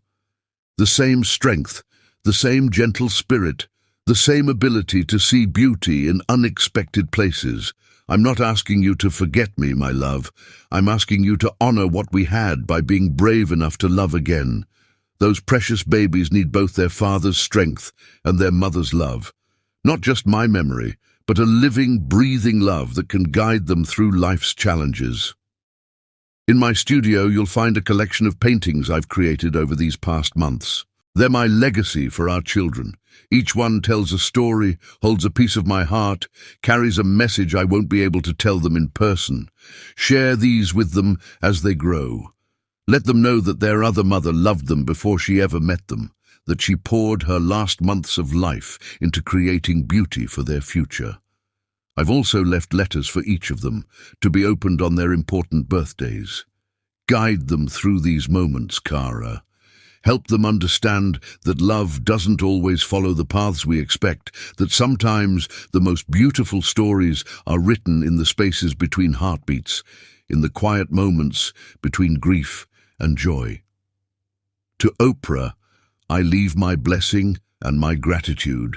In her I see the mother our children deserve, strong enough to carry them through hardship, gentle enough to nurture their dreams, brave enough to love them despite the complicated circumstances of their beginning. Tell her that she has my heart's permission to love you, to love our children, to create the family that these precious babies deserve. My dearest love, I know this burden I've placed on you is heavy. I know the coming days will be filled with grief and anger and questions I can no longer answer. But remember this. Our love was never meant to be contained within the boundaries of a single lifetime. It lives on in the children we created, in the family you'll build, in every sunset that paints the desert sky in the colors of our memories. Look for me in the quiet moments, in the laughter of our children, in the desert flowers that bloom against all odds. I'll be there, my love, in every moment of joy you share with our babies, in every tear you shed when missing me becomes too heavy, in every new beginning you're brave enough to embrace. The greatest gift you can give me now is to live fully, to love deeply, to create the family our children deserve. Let Oprah in, not just as the mother of our children, but as the partner who can help you carry this legacy forward. She has a strength that matches your own, a love that equals the task ahead. I've arranged everything, the legal documents, the necessary explanations, the path forward. You'll find it all in my study, but the most important things can't be put on paper. The love we shared, the dreams we built, the future I see for you and our children. Remember me with joy, my darling. Remember our love with pride. But don't let my memory become a wall between you and happiness. Our children deserve to grow up in a home filled with laughter, with present love, with the kind of joy that only comes from hearts brave enough to begin again. I love you, Kara Schmidt. I have loved you since that first day in second grade, through every triumph and challenge, through every joy and sorrow, and I will love you beyond this life, beyond this moment of goodbye, beyond the boundaries of what we thought was possible. Be happy, my love, be brave, be the father our children deserve, and when the time is right, be open to the love that waits to heal your heart. Forever yours, Megan P.S., the blue chair from our classroom. I had it restored. It's in the nursery, waiting for you to read stories to our children. Let it be a reminder that the best love stories sometimes start with something as simple as saving a space for someone in your life. Kara's legs gave out as he finished reading, and he slid to the floor, the letter clutched to his chest. Tears flowed freely as the weight of Megan's sacrifice crashed over him. The silence of the house now held a different meaning. Not just absence, but the echo of a love so deep it had orchestrated its own continuation. Outside, the desert sun began to set, painting the sky in the same colors that had graced their wedding day. In the nursery, the blue chair waited, a bridge between past and future, between grief and hope, between one love story and the next. And somewhere in the space between heartbeats, Megan's love continued to write its story in the lives she left behind. Chapter 11. Dreams and Reality. The master bedroom had become both sanctuary and prison for Kara in the 7 days since reading Megan's letter. The heavy curtains remained drawn, creating a perpetual twilight that matched his grief. Every surface held memories that seemed to breathe with their own life. Her silver hairbrush still contained strands of honey-colored hair. Her favorite cashmere sweater draped over the chaise lounge still held her shape. Her sketchbook lay open on the bedside table, showing her last unfinished drawing, a study of desert wildflowers she'd never complete. The physical manifestations of his grief were evident in every aspect of his being. Dark circles shadowed his eyes, his usually immaculate appearance replaced by several days' worth of stubble. He hadn't eaten properly since reading the letter, surviving on the tea and toast that Maria, their housekeeper, insisted on leaving outside his door. His body felt heavy, as if gravity itself had intensified, making every movement an effort against an invisible weight. The room itself seemed to breathe with memories.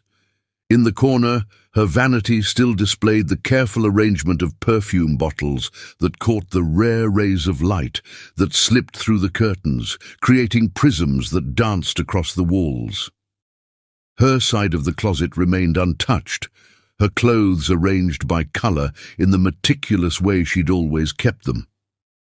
The scent of her favorite jasmine perfume lingered in the air, growing fainter with each passing day, prompting Kara to try to hold his breath to preserve it. Sleep came in fitful bursts, more exhaustion than rest. Each time he closed his eyes, memories played like old films against his eyelids. Megan's laugh during their first date when desert rain caught them by surprise, the way she bit her lower lip when concentrating on a painting, how she would absent-mindedly hum while reading. The dreams, when they came, were vivid tapestries of their life together, each one ending with the cruel awakening to a world without her. But on the 7th night, something changed. The air in the room felt different, charged with an energy that made the hair on his arms stand up. The dream began differently this time. Instead of fragmented memories, Kara found himself in Megan's art studio, but it was unlike he'd ever seen it. Moonlight streamed through the windows with an otherworldly intensity, creating pools of silver light that seemed to pulse with their own rhythm. The air shimmered with suspended paint particles that looked like stardust, and the usual scents of oil paint and turpentine were replaced by the sweet fragrance of desert flowers after rain. Her paintings on the walls seemed alive, their colors more vibrant than physically possible. He could see movement within them, the flutter of painted butterflies' wings, the swaying of captured desert grass, the shifting of painted clouds. The room itself seemed to breathe, expanding and contracting with a gentle rhythm that matched his heartbeat. Then she appeared, not fading in like a ghost, but simply being there, as if she had always been there and he had only just noticed. Megan stood before him as she had been in her prime. Vibrant, beautiful, her green eyes containing entire universes. She wore the white dress from their first anniversary, the one she had later painted herself in, decorated now with swirling patterns that moved and changed like living things. Paint stained her fingers in rainbow hues, and her honey-colored hair caught the moonlight like a halo. "My love," she said, her voice carrying notes of wind chimes and desert storms. "You've been hiding." The sound of her voice broke something in him. Kara fell to his knees, his body racked with sobs that he had been holding back for days. The floor beneath him felt solid, yet somehow responsive, sending pulses of warmth through his body. Megan knelt beside him, and her touch was impossibly real, warm, solid, alive. She smelled of jasmine and paint and sunshine, exactly as she had in life.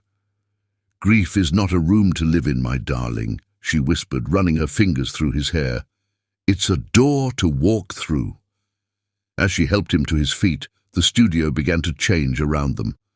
The walls became transparent, revealing the desert night beyond, stars wheeling overhead in impossible patterns. 2 stars burned brighter than the rest, pulsing with a rhythm that reminded Kara of heartbeats. "Our babies," Megan said, pointing to the stars. "They're coming, Kara, and they'll need more than a father lost in shadows." She led him to her easel, where a blank canvas stood. As they watched, images began to appear, painting themselves in living color, their twins taking their first steps in the garden, their first words echoing through the halls of their home, bedtime stories read from the blue chair, birthday celebrations filled with laughter and love. Each scene included Oprah, her presence not replacing Megan, but adding to the family's tapestry, bringing her own colors to their story. "This is what I see," Megan said, her voice full of love and certainty. "This is why I made my choices. Our love story isn't ending, Kara. It's expanding, growing, making room for more love, more joy, more life." She guided him to the window, where the desert stretched endlessly under the starlit sky.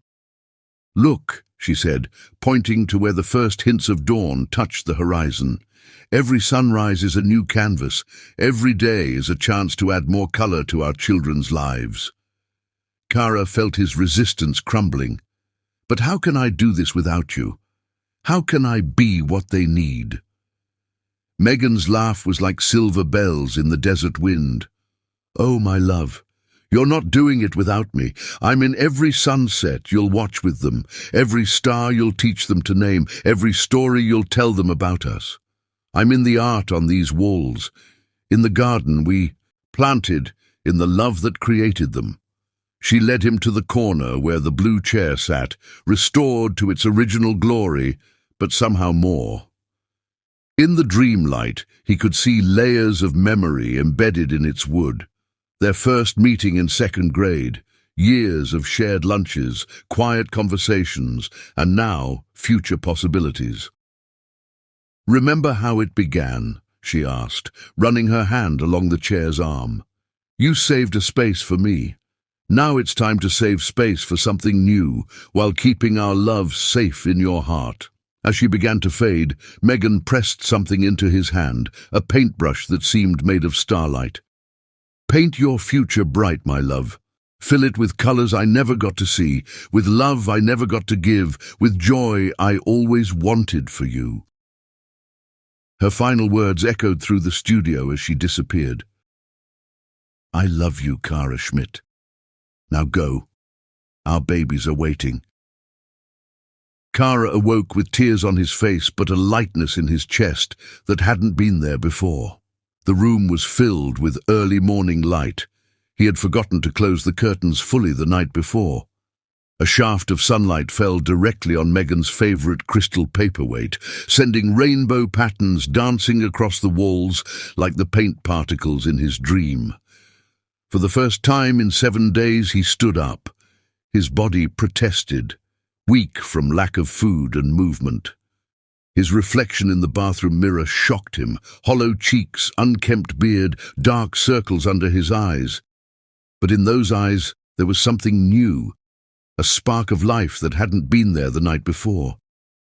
He showered, each movement deliberate and purposeful. As the water washed away the physical traces of his grief, he could almost feel Megan's presence, encouraging him, supporting him. He shaved, dressed in fresh clothes, and opened the curtains fully, letting the Arizona morning flood the room.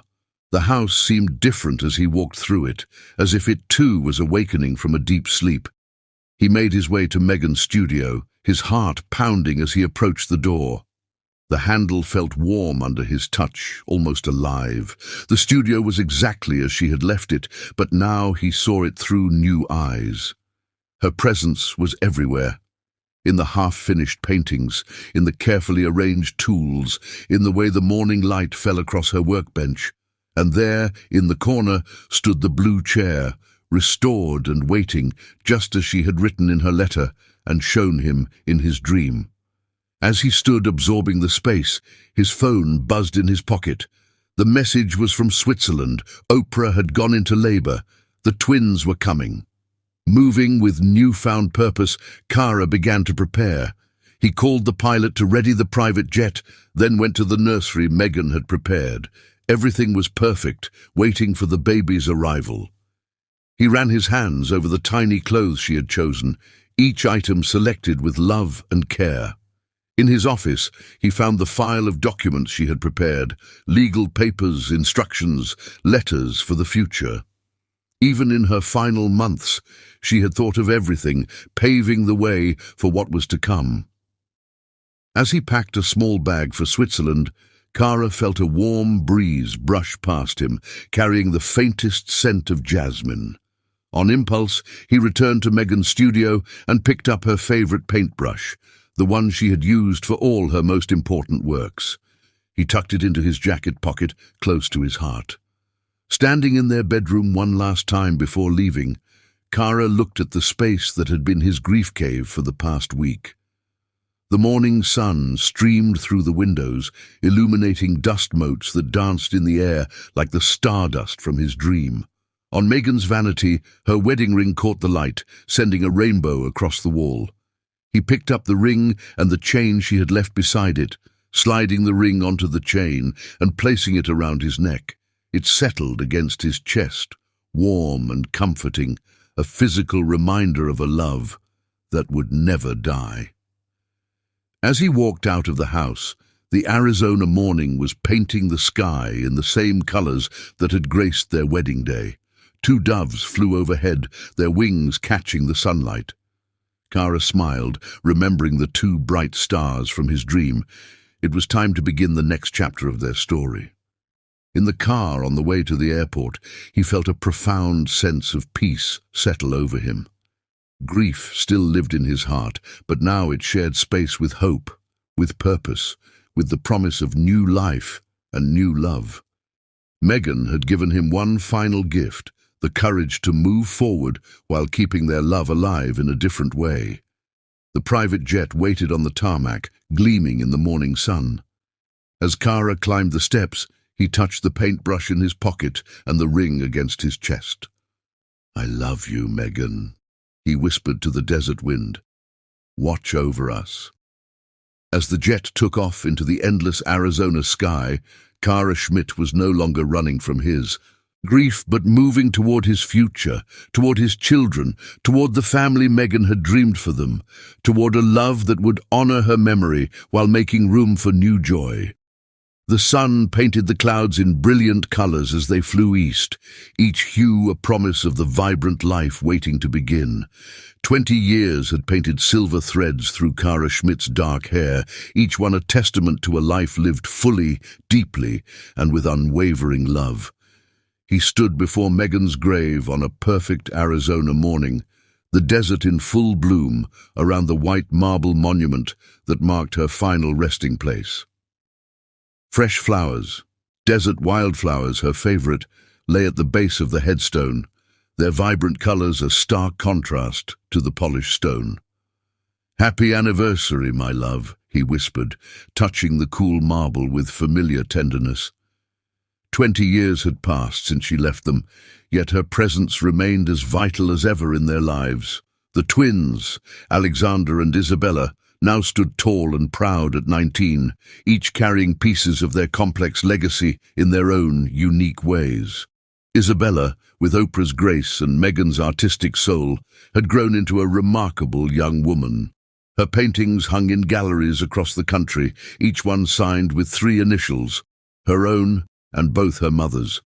She painted like Meghan, with the same ability to capture emotion in color, but her style was uniquely her own, influenced by both the mother she never met and the one who had raised her with boundless love. Alexander had inherited Kara's technological brilliance and Oprah's compassionate heart. At Stanford, where it all began, he was developing revolutionary healthcare technology, inspired by both Meghan's battle with cancer and his birth mother's early struggles to afford medical care. His research focused on making advanced medical treatments accessible to everyone, regardless of their financial status. As Kara stood lost in thought, he heard familiar footsteps approaching. Oprah, still beautiful at 41, joined him at the grave, her hand slipping naturally into his.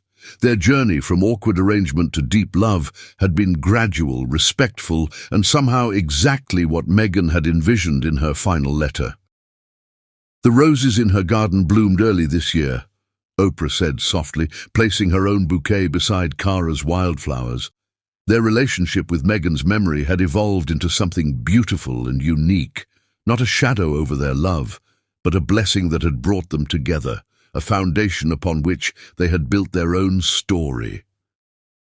The twins appeared moments later, carrying the birthday gifts they traditionally left at their first mother's grave, Isabella's latest painting and Alexander's most recent research publication.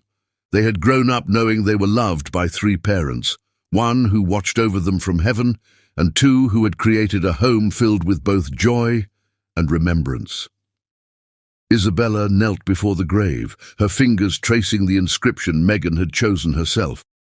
"Love never dies, it simply finds new ways to bloom."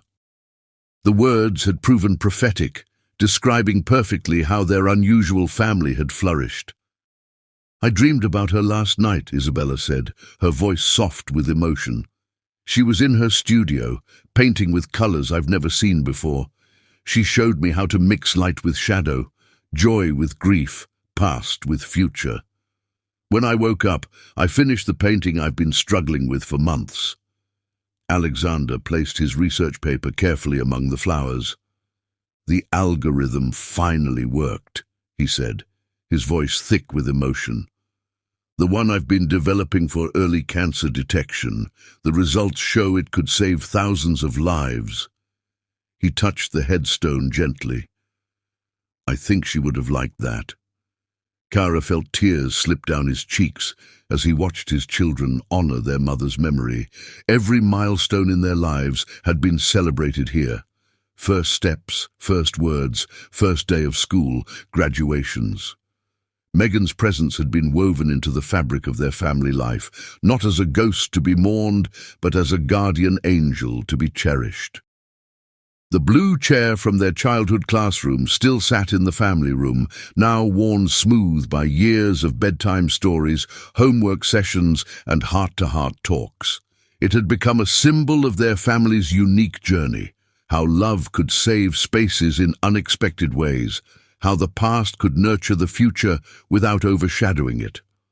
Oprah had brought her own traditions to their remembrance of Meghan. Each year on this day, she would bake Meghan's favorite lemon lavender cookies from the recipe she had left behind. The house would fill with the scent of love and memory, of past and present mingling in sweet harmony. The sun climbed higher in the sky as the family stood together, each lost in their own thoughts and memories. The desert breeze carried the scent of blooming cacti, and somewhere in the distance, a dove cooed softly. These moments at Megan's grave had become sacred family rituals, times when they could feel the full circle of their love story. The pain and the joy, the loss and the gain, the endings and beginnings that had shaped them. Isabella broke the silence first, pulling out her sketchbook. "I want to show you something," she said, opening to a fresh page. With sure strokes, she began to draw the scene before her, not just the physical reality of the grave and flowers, but somehow capturing the invisible bonds that connected them all. As she drew, she hummed softly, the same tune Megan used to hum while painting, though Isabella had never heard it in life. Alexander pulled out his tablet, showing them the latest results of his research. "We're calling it the Megan Protocol," he explained, his voice full of pride and purpose. "It's not just about detecting cancer earlier, it's about making sure everyone has access to the treatment they need. No one should have to choose between medical care and education." His eyes met Oprah's, acknowledging the sacrifice and struggle that had brought them all together. Kara wrapped an arm around Oprah's waist, drawing her close as they watched their children share their achievements. This was Megan's true legacy, not just the twins themselves, but the way their family had learned to hold both joy and sorrow, to celebrate love in all its forms, to find beauty in the unexpected turns of life. As they prepared to leave, Kara knelt one last time before the grave.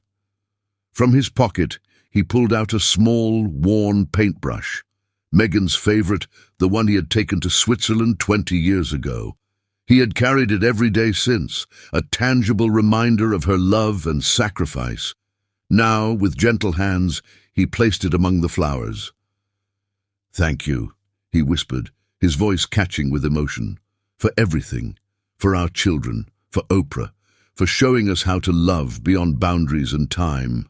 We keep your memory alive in every color we add to the canvas of our lives." The family walked back to their cars together, their shadows merging in the bright desert sun. Above them, two doves flew in perfect synchronization across the brilliant blue sky. The desert bloomed around them, life persisting in the face of harsh conditions, beauty emerging from unlikely places, much like their own story. That evening, they gathered in the garden Megan had planted, now tended by both Oprah's careful hands and Isabella's artistic vision. As the sun set behind the mountains, painting the sky in the same colors that had graced Kara and Megan's wedding day, they shared memories and dreams, laughter and tears, the past and future blending into a tapestry of enduring love. The story of Megan, Kara, and Oprah had become legend in Arizona, not just for its unusual circumstances, but for the profound truth it revealed about love's ability to transcend conventional boundaries, to heal wounds, to create beauty from pain. Their family stood as testament to the fact that love, in its purest form, knows no limitations, not of time, not of death, not of society's expectations. As night fell and stars began to appear, Kara looked up at the two brightest stars that had guided him 20 years ago. His hand found Oprah's, their fingers intertwining with the ease of long practice and deep love. Somewhere, he knew, Megan was smiling, her artist's soul satisfied with the masterpiece their lives had become. Love indeed never died. It simply found new ways to bloom, painting the world in ever-changing colors of joy, remembrance, and endless possibility. To those who have loved and lost, when loss carves its hollow space in your heart, or betrayal shatters the world you thought you knew, it's easy to believe that your story has ended. The pain can feel like an ocean with no shore in sight, each wave of grief threatening to pull you under. But I want to share with you what Megan and Kara's story teaches us about love, loss, and the courage to begin again. First, Understand that your pain is valid. Whether through death or betrayal, losing someone you love creates a void that seems impossible to fill. Don't let anyone tell you how to grieve or when to move on. Your journey is uniquely yours, and healing has no timeline. Like Kara in his darkened room, you have the right to feel the full depth of your loss. But remember this: grief is not a room to live in forever. It's a door to walk through. Each day you survive is a testament to your strength. Even if all you did was breathe and remember, your tears water the seeds of your future healing, and your darkest moments are preparing you for a dawn you cannot yet see. To those betrayed. Betrayal can make you question not just love, but your own judgment and worth. It can make the world feel unsafe, untrustworthy. But understand this: another person's failure to be faithful does not diminish your value. Their choices reflect their character, not your worthiness of love. Like Victoria's betrayal in our story, what seems like an ending can actually be redirecting you to where you were always meant to be. Your capacity to love and trust is a gift, not a weakness. Don't let someone else's darkness dim your light. Take time to heal, to rebuild your foundations, but don't wall off your heart forever. Trust can be rebuilt, love can be found again, and often the strongest bonds are forged by hearts that have been tested by fire. To those who have lost, when death takes your loved one, it can feel like the colors have drained from the world. Everything reminds you of their absence: empty chairs, quiet mornings, unfinished conversations. But remember what Megan taught us: love doesn't end with death. It transforms, finding new ways to manifest in our lives. Your loved one's story continues through you, through the values they instilled, the dreams they inspired, the love they gave. Like Megan's art adorning the walls, their influence can continue to add beauty to the world through your actions and choices. Their physical absence, though painful, cannot erase the mark they left on your soul. To all who are healing. 1. Honor your journey. Allow yourself to feel everything: the pain, the anger, the moments of unexpected joy. Trust that healing isn't linear. Some days will be harder than others, and that's okay. Keep mementos of love, but don't turn your life into a museum of loss too. Find your blue chair. Create spaces that combine memory with hope. Look for symbols of new beginnings. Allow new dreams to grow alongside your remembrance 3. Build your support system. Surround yourself with people who understand that healing takes time. Don't be afraid to seek professional help. Share your story with others who are walking similar paths. 4. Practice active healing. Channel your pain into creative expression. Find ways to honor your lost love while building your new life. Create rituals that acknowledge both your past and your future. 5. Open your heart. Gradually. Don't rush into new relationships, but don't close yourself off entirely. Learn to trust your instincts again. Understand that new love doesn't diminish past love. Remember, your capacity for joy is not diminished by loss. Every end holds the seeds of a new beginning. You are stronger than you know. Love can find you in unexpected ways. Your story isn't over. It's just taking an unexpected turn, like the desert flowers that bloom after rain. The most beautiful chapters of your life may still be waiting to unfold. Your heart, though wounded, has an infinite capacity for healing and growth. Let your loss teach you compassion, your pain guide you to wisdom, and your love, past and future, lead you to new possibilities. The future may not look like what you once imagined, but it can still be beautiful. Like Kara finding new love while honoring Megan's memory, or like Oprah finding family in unexpected places, your path forward may surprise you with its gifts. You are not alone in this journey. Every person who has loved deeply has also risked loss, and every heart that has been broken has the capacity to heal. Your wounds may become wisdom, your grief may become grace, and your loss may lead you to love in ways you never imagined possible. Keep walking, keep hoping, Keep your heart open to life's possibilities. Your story isn't over. It's simply turning to a new chapter, and like all the best stories, it has the potential to be more beautiful than you ever dreamed possible, with hope and faith in your journey, for all those finding their way back to love. Subscribe if you liked,